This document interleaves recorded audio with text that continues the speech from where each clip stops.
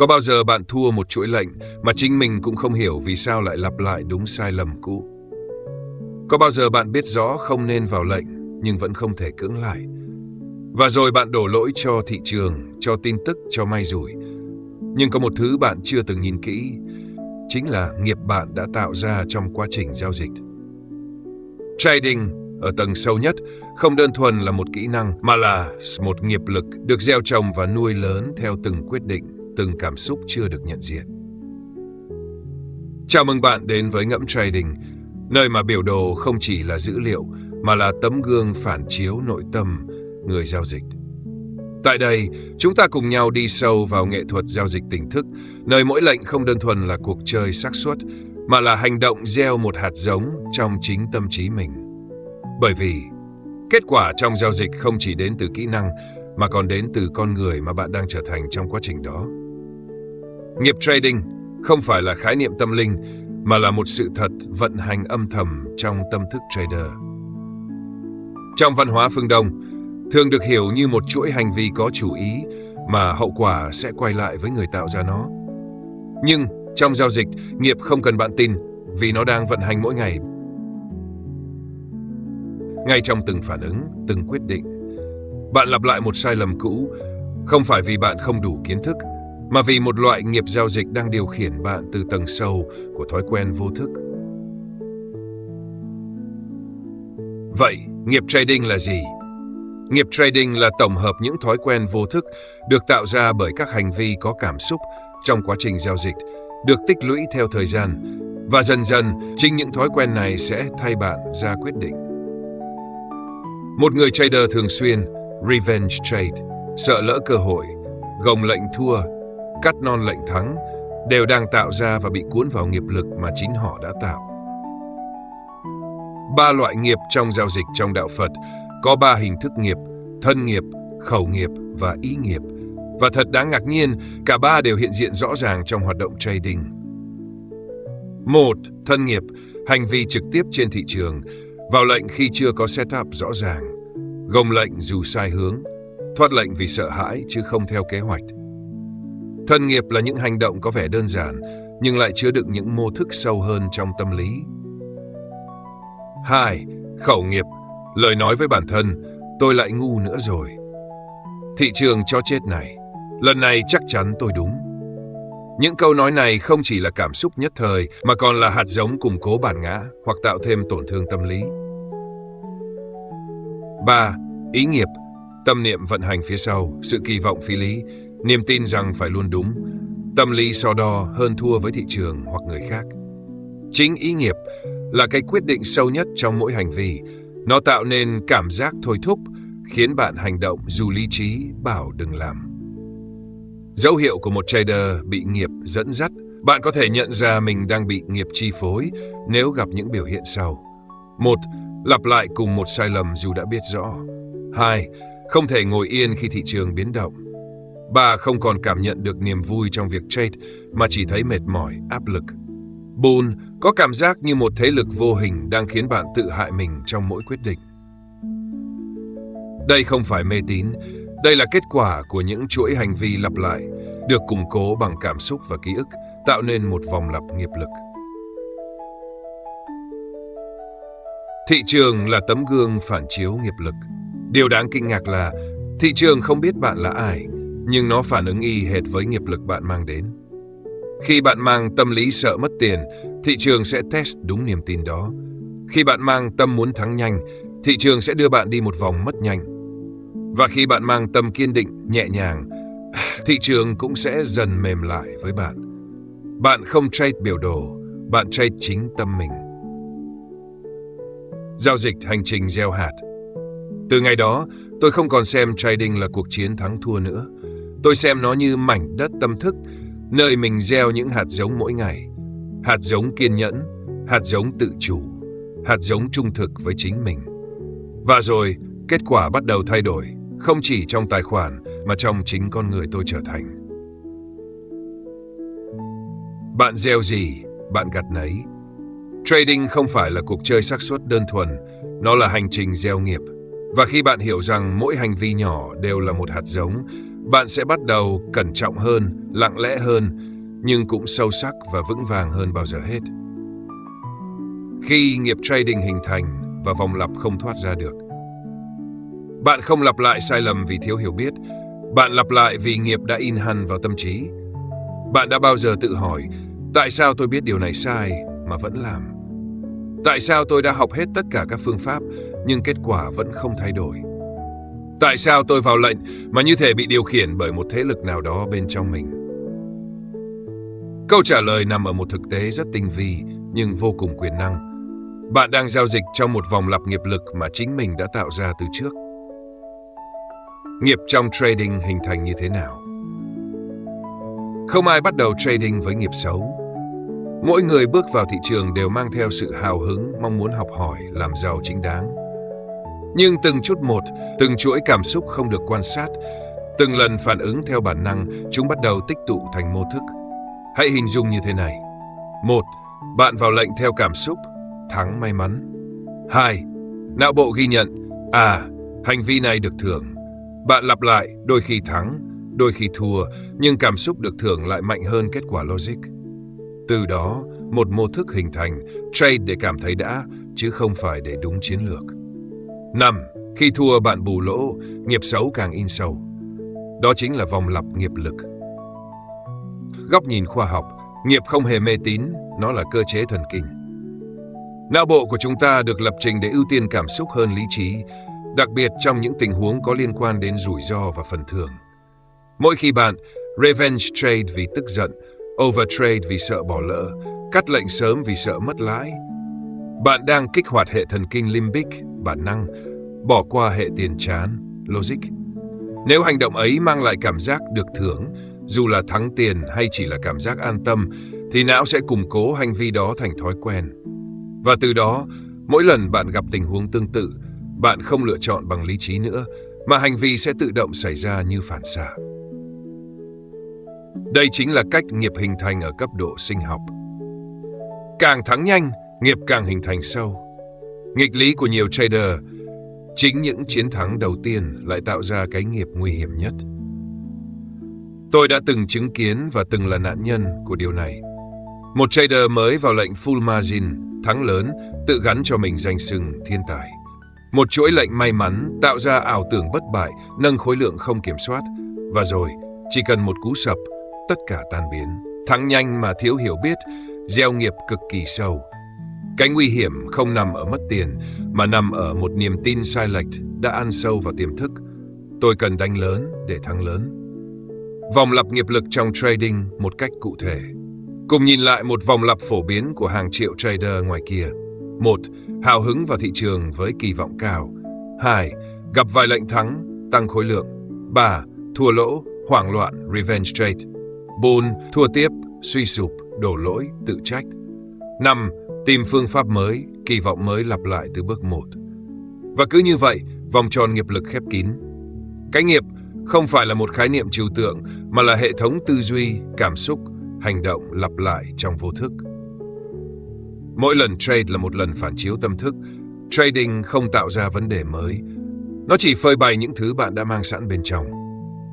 Nếu bạn thiếu kiên nhẫn trong cuộc sống, bạn sẽ muốn ăn xổi trong giao dịch. Nếu bạn hay lo âu ngoài đời, bạn sẽ không thể giữ lệnh dài. Nếu bạn cần người khác xác nhận, bạn sẽ bị lệ thuộc tín hiệu, room hay guru. Và nếu bạn có thói quen tránh né sai lầm, bạn sẽ không dám cắt lỗ đúng lúc. Thị trường không làm bạn tổn thương, nó chỉ là bề mặt, khiến những tổn thương chưa được chữa lành trong bạn hiện hình rõ hơn. Trading, một phép thiền mở mắt về chính mình. Khi bạn thực sự quan sát mình trong từng hành động giao dịch, bạn sẽ thấy rõ.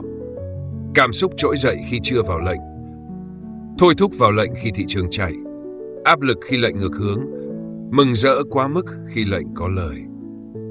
Đây không phải là vấn đề giao dịch, đây là vấn đề của tâm chưa được huấn luyện. Và nếu bạn không quan sát, không tỉnh thức, bạn sẽ giao dịch bằng nghiệp cũ, chứ không phải bằng trí tuệ mới. Nghiệp không xấu nếu bạn nhận diện và chuyển hóa nó. Không có nghiệp tốt hay xấu, chỉ có nghiệp vô minh, thiếu quan sát và nghiệp tỉnh thức, có ý thức. Nếu bạn đang lặp lại những hành vi làm hại tài khoản, đừng tự trách. Hãy nhìn chúng như dấu hiệu để bạn quay về quan sát chính mình. Chỉ khi bạn thấy rõ mình đang vận hành bởi nghiệp nào, bạn mới có thể gieo lại những mô thức mới, có tỉnh thức, có hiểu biết, có tự chủ. Vòng lặp nghiệp lực không phải để trốn, mà để nhìn sâu. Trong trading, nếu bạn không dừng lại để quan sát chính mình, thì thị trường sẽ buộc bạn dừng lại bằng mất mát. Mỗi hành vi giao dịch là một lời khẳng định cho một mô thức tâm lý. Gieo đủ nhiều, nó trở thành nghiệp. Và nếu không quan sát, bạn sẽ sống lặp lại nghiệp đó, dù có đổi phương pháp, tài khoản hay thị trường. Giải nghiệp trading, quá trình lặng lẽ nhưng sâu xa. Bạn không thể xóa nghiệp, nhưng bạn có thể chuyển hóa nó. Nghiệp không phải là thứ để bạn cố gắng tiêu diệt. Càng chống lại, nó càng mạnh. Càng muốn tránh, nó càng đeo bám. Giải nghiệp không phải là thay đổi hành vi bằng ý chí, mà là nhận diện hành vi bằng sự tỉnh thức, để từ đó, tự thân nó được chuyển hóa. Trong trading, nếu bạn chưa từng dừng lại để quan sát chính mình trước, trong và sau mỗi lệnh, thì có thể bạn chưa thực sự bắt đầu hành trình giải nghiệp. Tỉnh thức, gốc rễ của việc chuyển hóa nghiệp trading. Trong đạo Phật, gốc rễ của nghiệp là vô minh, tức là không thấy rõ bản chất của mình trong từng hành động. Trong trading cũng vậy. Bạn overtrade không phải vì bạn thích mất tiền, mà vì bạn không thấy rõ động cơ thật sự bên dưới là gì. Có thể là sợ bỏ lỡ, có thể là muốn chứng minh bản thân, có thể là nỗi bất an từ cuộc sống được đổ dồn lên biểu đồ, và chỉ khi bạn thấy rõ nó, bạn mới có lựa chọn để không hành động theo nó. Đó chính là tỉnh thức, nền tảng để giải nghiệp.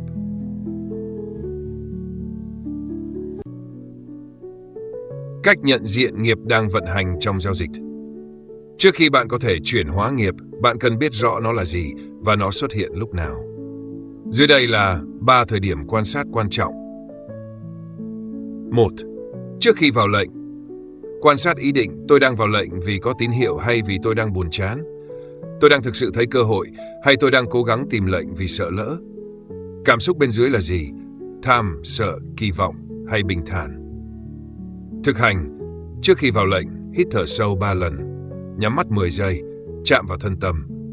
Nếu cảm thấy tâm không ổn định, tốt nhất là không vào lệnh. 2. Trong khi giữ lệnh, quan sát phản ứng. Tôi đang quan sát thị trường hay chỉ nhìn bảng giá mà tim đập thình thịch? Tôi muốn thoát lệnh vì lý do kỹ thuật hay vì cảm xúc không chịu nổi? Tôi đang dính vào lệnh này bao nhiêu % bản ngã? Thực hành. Khi cảm xúc dâng lên, hãy rời khỏi màn hình 2 đến 3 phút. Đi lại, rửa mặt, thở chậm. Cảm xúc là sóng. Nếu bạn không hành động trong lúc nó trỗi dậy, nó sẽ qua đi. 3. Sau khi đóng lệnh, ghi nhận và thấu hiểu. Tôi đã hành động đúng chiến lược chưa? Cảm xúc nào xuất hiện mạnh nhất? Có gì cần rút kinh nghiệm để không lặp lại nghiệp cũ? Thực hành. Viết nhật ký giao dịch, không chỉ ghi điểm vào da mà ghi rõ cảm xúc, tâm trạng và bài học. Ghi để thấy để hiểu, hiểu để giải. Gieo nghiệp mới. Khởi tạo những mô thức giao dịch tỉnh thức, không chỉ tránh nghiệp cũ, bạn cần gieo nghiệp mới, tức là tạo ra những hành vi có tỉnh thức, đều đặn, lặp lại mỗi ngày. Dưới đây là 5 mô thức giúp bạn gieo nghiệp tốt trong trading. 1. Giao dịch theo kế hoạch, không theo cảm xúc. Mỗi sáng trước khi mở chart, hãy viết ra kế hoạch. Khi nào vào lệnh, khi nào không trade, mức rủi ro, mục tiêu kỳ vọng. Một kế hoạch rõ ràng là khung an toàn để bạn không bị cuốn vào nghiệp cũ. 2. Chấp nhận sai thay vì chiến đấu với sai. Mỗi khi bạn sai lệnh, hãy nhìn đó như một phần tất yếu. Không có trader nào đúng mãi, nhưng chỉ có những người chấp nhận sai trong tỉnh thức mới có khả năng điều chỉnh. Hãy tự hỏi, tôi học được gì từ lệnh này? Sai vì hệ thống hay vì tôi không tuân thủ? 3. Đặt sự ổn định cảm xúc cao hơn lợi nhuận ngắn hạn. Một trader tỉnh thức hiểu rằng không phải kiếm được bao nhiêu tiền mà là có thể duy trì trạng thái sáng suốt bao lâu. Lợi nhuận lớn mà tâm rối loạn, gieo nghiệp hỗn loạn. Giao dịch hòa vốn mà giữ được sự tĩnh tại, gieo nghiệp trí tuệ. 4. Thực hành thiền hoặc chánh niệm mỗi ngày. Bạn không cần trở thành nhà sư, chỉ cần 5-10 phút mỗi ngày ngồi yên, quan sát hơi thở. Tâm bạn sẽ bắt đầu trở nên rõ ràng hơn. Khi tâm rõ, lệnh rõ. Khi tâm yên, quyết quyết định sáng. 5. Tự yêu thương và tha thứ khi mắc sai lầm. Hãy nhớ, nghiệp xấu không đến từ sai lầm, nó đến từ thái độ sau khi mắc sai lầm, tự chỉ trích quá mức, buông bỏ toàn bộ tiến trình, lặp lại sai lầm với tâm lý tôi không xứng đáng. Hãy nhẹ nhàng với chính mình, vì chỉ khi bạn đủ yêu mình, bạn mới muốn giữ gìn sự tỉnh thức như một tài sản vô giá. Chia sẻ thực chiến, lần đầu tiên tôi giao dịch trong sự tĩnh tại. Tôi còn nhớ ngày đầu tiên tôi ngồi thiền 15 phút trước khi giao dịch. Ban đầu chỉ là thử, nhưng hiệu quả thật lạ. Tôi vào ít lệnh hơn, không thấy áp lực và tâm rất nhẹ. Dù lệnh đó hòa vốn, nhưng cảm giác như mình đã thắng được chính mình. Và từ hôm đó, tôi quyết định mỗi lệnh trade là một lần hành thiền trong thế giới thực.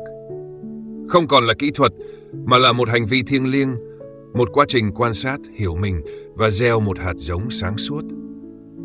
Giải nghiệp bằng tỉnh thức, không cần cưỡng ép, chỉ cần thấy rõ.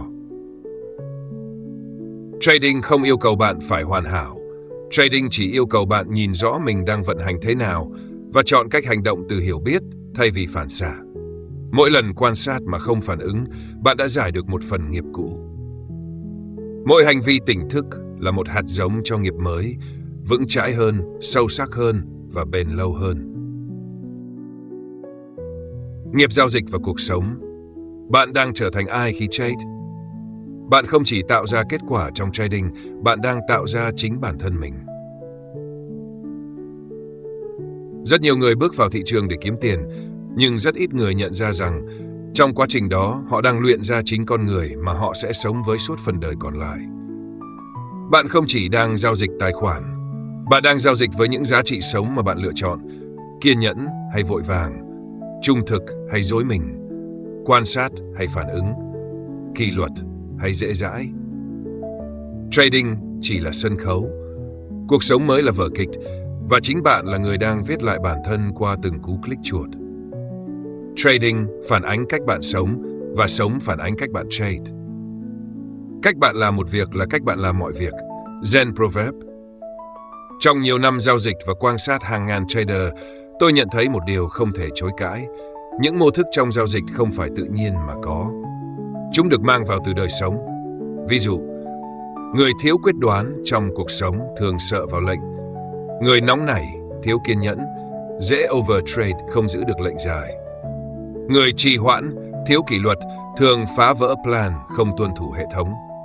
Người thiếu nội lực, dễ bám víu tín hiệu, tin theo người khác và dễ mất phương hướng. Trading không sinh ra vấn đề, nó phơi bày vấn đề. Và nếu bạn đủ dũng cảm để quan sát, bạn sẽ thấy được cả một bản đồ tâm lý sống của mình hiện ra trên biểu đồ giá. Trader giỏi không chỉ là người biết phân tích, mà là người biết nhìn sâu vào chính mình. Một hệ thống có xác suất 60% mà được vận hành bởi một người thiếu kỷ luật thì cũng chỉ tạo ra rối loạn. Nhưng một hệ thống đơn giản, vận hành bởi một người đã tự hiểu và tự quản lý chính mình tốt sẽ tạo ra sự ổn định và hiệu quả bền vững. Thành công trong trading là sản phẩm của 1. Hệ thống hợp lý. 2. Tâm lý vững vàng. 3. Tư duy đúng đắn. 4. Và quan trọng nhất, một bản thể sống lành mạnh. Bạn không thể trade giỏi nếu cuộc sống bạn hỗn loạn. Ngược lại, khi bạn sống có trật tự, tâm an, biết mình là ai, bạn mang năng lượng đó vào biểu đồ và thị trường sẽ phản ánh lại bằng sự rõ ràng. Trading như một phép tu từ tâm thức đến hành vi. Nếu bạn xem trading chỉ là công cụ kiếm tiền, bạn sẽ mãi mãi bị cuốn vào kết quả ngắn hạn. Nhưng nếu bạn xem trading là con đường rèn luyện bản thân, thì mỗi lệnh, mỗi cú stop loss, mỗi lần đợi chờ thị trường sẽ trở thành một bài học về chính bạn. Trading là một phép tu hành, nơi biểu đồ là kinh sách và cảm xúc là bài kiểm tra. Bạn tu gì trong trading? Tu nhẫn, chờ đợi cơ hội đúng, không vội vàng. Tu trí, giữ sự sáng suốt giữa biến động. Tu bi, tha thứ cho chính mình sau những sai lầm. Tu xả, buông bỏ khi cần, không chấp vào lệnh. Vòng lặp tự chữa lành từ giao dịch đến đời sống.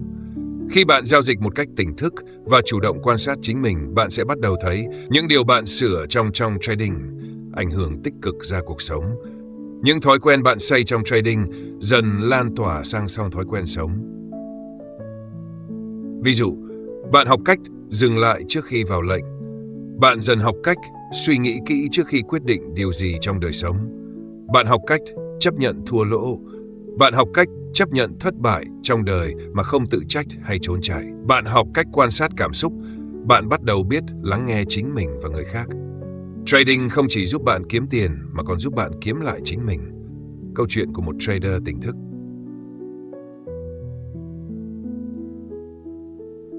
Tôi từng hướng dẫn một học viên, anh là doanh nhân thành đạt nhưng lại mất kiểm soát trong trading. Anh nói, tôi làm chủ doanh nghiệp, nhưng biểu đồ này khiến tôi cảm thấy như thằng lính mới, run rẩy, nóng nảy, thiếu kiên nhẫn. Sau vài tháng thực hành chánh niệm và viết nhật ký cảm xúc trong giao dịch, anh quay lại và chia sẻ. Trading dạy tôi nhìn lại chính mình, sự thiếu kiên nhẫn, cái tôi quá lớn, sự kháng cự với thua lỗ. Và rồi tôi mang bài học đó về cuộc sống. Tôi bắt đầu biết lắng nghe nhân viên hơn, biết thừa nhận sai và không còn cần chiến thắng trong mọi cuộc tranh luận. Chuyển hóa sâu sắc như vậy không đến từ indicator hay kỹ thuật mới, mà từ việc dám nhìn vào bên trong và thành thật với chính mình. Bạn muốn trở thành ai sau mỗi lệnh trade? Hãy thử tự hỏi, mỗi lệnh trade tôi đặt xuống, tôi đang trở thành phiên bản nào của mình? Tôi đang giao dịch với tâm thế nào, sáng suốt hay hấp tấp? Nếu ai đó nhìn vào cách tôi giao dịch, họ sẽ thấy gì về con người tôi? Bởi vì bạn không chỉ tạo ra kết quả, bạn đang tự đào tạo chính mình trở thành một kiểu người nào đó trong suốt quá trình giao dịch. Tự do thực sự trong trading không phải là tiền mà là tâm. Có người nghĩ đạt tự do tài chính là đỉnh cao của trading. Nhưng sự thật là tự do tâm lý mới là trạng thái tối thượng. Tự do khỏi nỗi sợ thua lỗ. Tự do khỏi kỳ vọng phải thắng. Tự do khỏi nhu cầu phải chứng minh. Tự do khỏi vòng xoáy nghiện cảm xúc. Khi bạn giao dịch với sự tự do nội tại, tiền có thể đến hoặc không, nhưng bạn sẽ luôn giữ được chính mình. Và nếu bạn giữ được mình đủ lâu, tiền sẽ đến như hệ quả, không còn là mục tiêu. Nghiệp trading là bạn đang trở thành ai mỗi ngày. Trading không chỉ tạo ra tài khoản, nó tạo ra tính cách. Và nếu bạn trade mỗi ngày với tâm an, trí sáng, lòng trung thực, thì bạn không chỉ là một trader giỏi, mà là một con người tốt hơn mỗi ngày. Trading như một hành trình trở về, buông nghiệp, giữ chánh niệm. Điều bạn thật sự đang tìm kiếm trong trading không phải là lợi nhuận, mà là chính mình. Sau tất cả những lệnh thắng thua, những lần gồng lỗ, những buổi sáng bật chat trong lo lắng hay hy vọng, có lẽ điều mà trader nào cũng khát khao không hẳn là những con số trong tài khoản, mà là một cảm giác an tâm rõ ràng tự tại trong chính mình. Thắng mà tâm không an cũng là thất bại. Thua mà lòng vẫn vững, ấy là chiến thắng thật sự. Trading không chỉ là một kỹ năng, mà là một hành trình trở về bản thể sâu thẳm bên trong. Trading là một phép chiếu tâm thức và là con đường tu hành không giáo điều. Có những người tìm đến thiền định, tìm đến đạo, tìm đến các khóa tu để tu tâm, để tìm sự an lạc. Nhưng có một nhóm rất đặc biệt là những người tu hành trong thầm lặng, qua biểu đồ. Mỗi ngày bạn đối diện với biến động vô thường, mong cầu được mất, cảm xúc thất thường, những vọng tưởng không tên. Bạn chẳng cần phải rời khỏi thế gian để tu, bạn chỉ cần ngồi xuống, mở chat và lắng nghe chính mình. Buông nghiệp không phải từ bỏ, mà là không còn bị điều khiển. Khi ta nói đến buông nghiệp, nhiều người hiểu lầm là phải dừng trade, rời khỏi thị trường. Không. Buông nghiệp trong trading là khi bạn không còn bị thôi thúc phải chứng minh bản thân. Bạn không còn phải vào lệnh để cảm thấy mình đang làm gì đó. Bạn không còn dính mắc vào kết quả đúng sai, lãi lỗ. Bạn vẫn trade, nhưng với tâm rỗng rang, sáng suốt, tỉnh thức. Không bị điều khiển bởi nghiệp cũ, không tạo thêm nghiệp mới. Trading lúc này không còn là công cụ kiếm sống mà trở thành phương tiện sống tỉnh thức. Chánh niệm trong trading là nền tảng của tự do nội tại. Chánh niệm là khả năng biết rõ mình đang nghĩ gì, cảm gì và làm gì ngay trong khoảnh khắc hiện tại. Khi bạn giao dịch với chánh niệm, bạn sẽ thấy không bị cảm xúc cuốn đi, không phản ứng một cách máy móc, không đưa ra quyết định từ lo lắng hay tham lam. Một trader có chánh niệm có thể nhìn thị trường rơi mạnh mà tâm vẫn vững, thấy lệnh thua mà không đánh mất lòng tin, đứng ngoài thị trường một tuần mà không thấy bất an. Chánh niệm tạo ra sự tự do lớn nhất, tự do không bị điều khiển. Hành trình luân hồi của nghiệp trading và cách chuyển hóa nó mỗi ngày. Chúng ta đã đi qua một vòng tròn. 1. Nghiệp hình thành từ thói quen vô thức, cảm xúc không được quan sát. 2. Nghiệp chi phối hành vi khiến ta lặp lại sai lầm dù đã biết rõ. 3. Giải nghiệp bằng tỉnh thức, quan sát từng cảm xúc, phản ứng. 4. Gieo nghiệp mới qua thói quen chánh niệm, hành động sáng suốt. 5.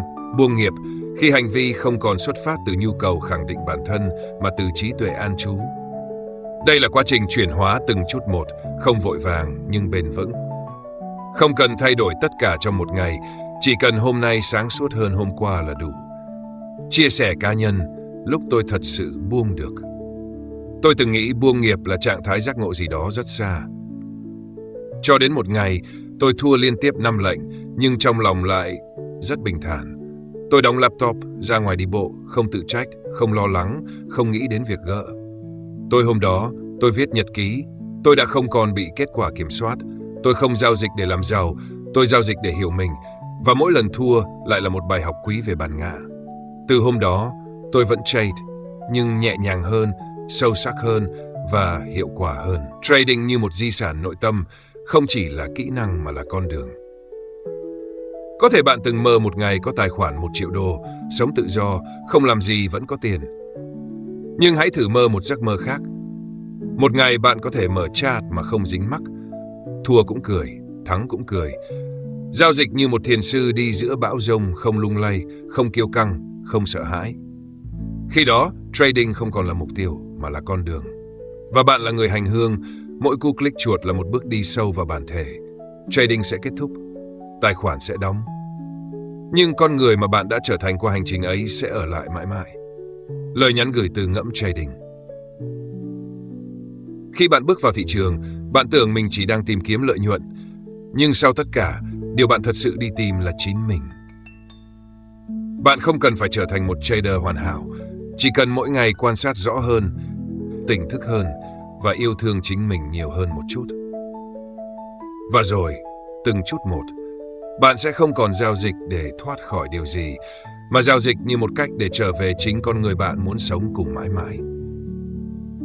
Nếu điều gì đó trong video này chạm đến bạn, đừng quên đăng ký kênh Ngẫm Trading và hãy để lại một bình luận. Bởi vì trong thế giới trading vốn đầy cô đơn, đôi khi một câu chia sẻ chân thành là ánh sáng cho một ai đó đang lạc lối. Cảm ơn bạn đã ở đây cùng Ngẫm Trading. Hẹn gặp lại trong những hành trình sâu sắc tiếp theo. Chúc bạn an nhiên giữa biến động và vững vàng giữa dòng giá.